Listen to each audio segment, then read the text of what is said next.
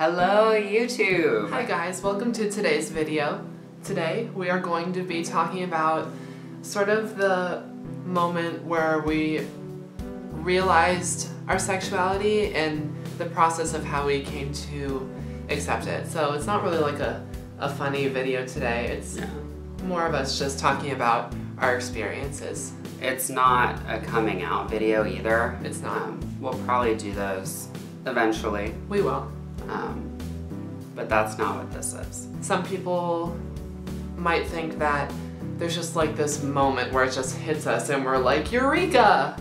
I am homosexual. Right. And that's just it. But it's, for me, at least, I can't speak for everybody, but it was more of a process to realizing than, I would say, an instantaneous moment.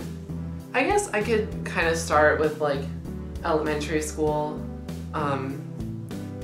where like I didn't really realize any of this, but I think I was kind of a more feminine kid and I never really thought anything about it because I was kind of just, you know, being me and being who I was, but I think it was definitely noticed by other people, and I don't know, it may have been the subject of some bullying in elementary school, but I never really understood that that was the reason why. Looking back on it now, I can see that I was kind of a feminine kid in elementary school and, you know, all the way through today pretty much. But I think it was around middle school, maybe like 6th grade, 6th or 7th, that I started to notice that I started to feel like attraction to other boys. Like, I don't really know how to describe it though, because it's not like I had like crushes on other guys. I didn't have like romantic feelings about them, or maybe I did and I was just kind of like denying them, but it was kind of a more like physical attraction than anything else. I'm not really sure how I justified that in my mind, because you know this, that I was raised Catholic, and it's not like I was raised strictly Catholic or anything, but like we went to church for a lot of years and I took religious education classes when I was younger, and we kind of gradually drifted away from that as I got older. But as far as religion goes, I would have considered myself Catholic, and I believed in like the Catholic God and all that, and we read the Bible and all that stuff, so I think that definitely made it more difficult for me, and I think it contributed to making the process longer before I was able to realize and accept that I was gay. Yeah, back to the middle school stuff. I'm sorry, I'm going off on tangents. Maybe I was feeling some sort of romantic attraction to other boys, but I don't think I let myself fully realize that because of my sort of experiences with religion at the time. I didn't want to let myself believe that that's what I was feeling, because I thought it was like this terrible thing that made me a bad person for thinking. Move right along into high school. I would say in high school I still felt that attraction towards other boys. A thought would always come into my head, not always, every so often. It would come into my head and be like, what if I'm gay? And I would always kind of push that thought off because I still wasn't really ready to embrace that or realize it. And I would say religion was still a factor in me denying it at that point. Around sophomore year of high school, so I was probably like maybe 15, as I started learning more about the world and meeting a lot of different people with different experiences coming from different backgrounds, I started to put less stock into what religion had to say about it. I started to maybe embrace it a little bit more, though I still wasn't really fully ready to accept it. I'd say by the time I hit junior year, like, growing up, that was a really bad sentence to start off with. Like, everything's broken coming out of my mouth right now. I just growing and gradually learning more about the world and about different people helped me more to accept my own sexuality, and by the time I was a junior in high school, I was probably like 16, I was like on the verge of trying to accept it. That summer, when I was 16, I was like a couple days from turning 17, but I was 16, was when I finally got the courage to fully embrace my sexuality, recognize it, accept it, and that was when I came out to the first person. I'm not going to go too much into that because coming out stories is going to be a separate video because we don't want to go too long. Yeah, I guess if I were to summarize it, I would say religion was something that made it more difficult for me to accept my sexuality, and I'm pretty confident that it delayed the process of me accepting myself by probably years. Not that that was the only thing. There's obviously social pressure and social norms that I felt the need to conform to at that time, but just from meeting a lot of loving and accepting people and having a lot of those people around me made it easier for me to realize that those feelings I was having weren't bad and they were okay to have, and the people around me, more than anything, were probably the main factor in helping me accept myself and love the fact that I was gay. So yeah. So for me, I guess it started in sort of the same place as it did for you. Recognizing that I was different from the other guys because I would play dress up with the girls, or I would put my cousin's makeup on, and not everyone was like the most supportive of that. I guess in middle school is when I started to have crushes on boys.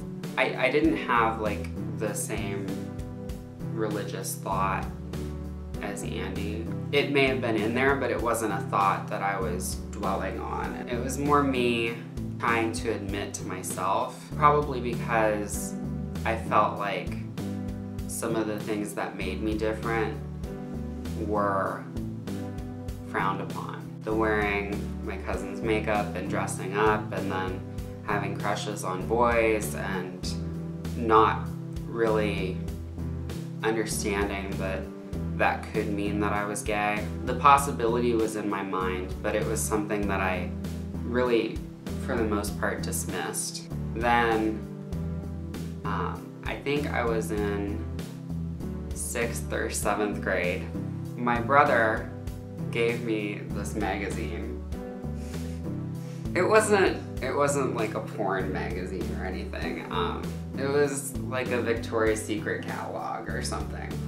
I remember looking at it as if it was like this huge thing and like trying to understand why. I was like, it's just a Victoria's Secret catalog, right? Yeah. Later on, I was looking at it. I'm flipping through the pages. On one of them, there's a girl in like panties and a bra, you know? Mm-hmm. And there was a guy behind her and he was wearing underwear. I think that was the closest I could get to like a single point of realization where I was like, oh shit. You'd rather look at the guy in his underwear than the girl. And seeing them together like that in this magazine that was given to me like for this purpose of me finding it like attractive, it really hit me that not only was it a possibility that I was gay, but that it was pretty likely that I was gay. I think I was still in denial about it for a little bit, and I thought that I would get over it or that it was a phase and I would come out of it. And my parents were never unaccepting by any means, and I think that helped me to realize earlier.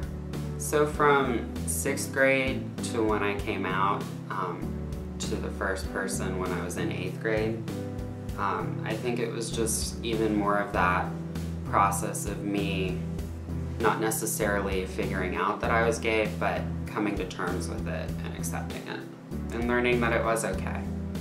It's a challenge to go through that sort of inner conflict with yourself, and I think it's important to talk about because it's a big deal to be able to embrace that part of yourself, because we did struggle with it for a long time, and it made us sad, it made us depressed to know that we were who we were. So the fact that we are proud of it now and we love ourselves for it is a huge deal, and it feels like something worth celebrating. And if you're wondering why I think it's important that we have this video and that eventually we make our coming out videos, for me personally, when I was 11, 12, 13, I went to YouTube and I watched coming out stories, and I got to know gay YouTubers, and you know, it was important for me to see that I was like them and that they were for the most part like everybody else, and that I was like everybody else. So the thing I wanted to include, because I thought that it was important to say because some people might have similar experiences. I think in middle school, especially 8th grade, was kind of a rough year because, like I said before, I was sort of a feminine kid, even though I didn't really realize that part about myself yet. When I was, I guess I would have been 13, I was the target of bullying that year. Not to be like, you know, woe is me or anything, but I just wanted to talk about it because it's an issue that does affect a lot of people. The school even intervened, which I felt they actually did a good job of doing because they didn't put the attention on me. They were able to start talking about the issue without bringing my name into it, because I didn't want that kind of attention. I didn't want people to know that it was about me.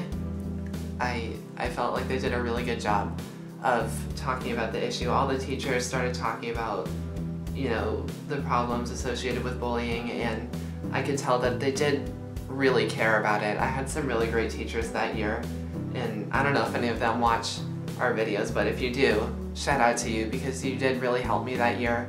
And also the people that I was friends with in 8th grade. Like, if you're watching our videos and you were friends with me in 8th grade, just know that you helped me a lot that year too, because it was hard for me.